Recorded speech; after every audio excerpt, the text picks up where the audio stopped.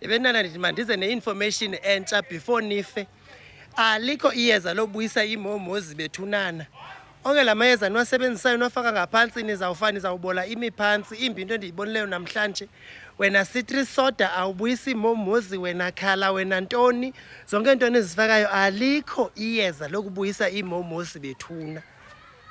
Ndingase ke ndithi mhlawumbi ke iyathungwa nakhona, ithungwa kwabantu bagqibobeleka qha naxa ekrazukile.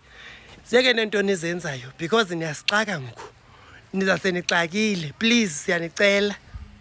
Hello Mzansi, welcome to Mgosi waseMzansi. If today is your first time visiting this channel, please do the right thing and click the subscribe button, and also don't forget to smash the like button. Nangidokotela send a message kumantombazana uthi ayikho into leyo ndemumuzi bethayithi uthi into leqedza kuyibona uthuke kwanaye. Bantu bafaka tinto kumumuzi bathi bafuna igrebe, bafuna ibethayithi.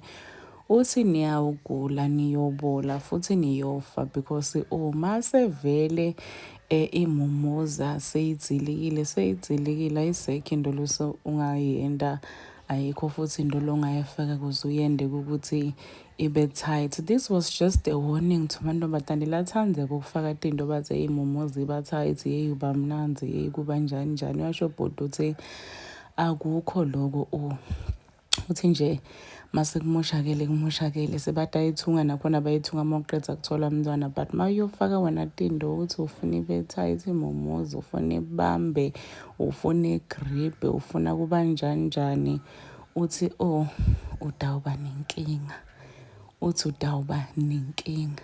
Ngaze ngafisa nami kuyibona le momoza lo bhuti laqedza kuyibona nyalo lemthuse kangaka ukuthi aza decide kwenda le video lena. I just wanna bafade ukuthi hayibo guys, qaphelani bo. Please do comment your thoughts down on the comment section. Don't forget to hit the notification bell. I'll see you in the next one. I'm signing out. Goodbye.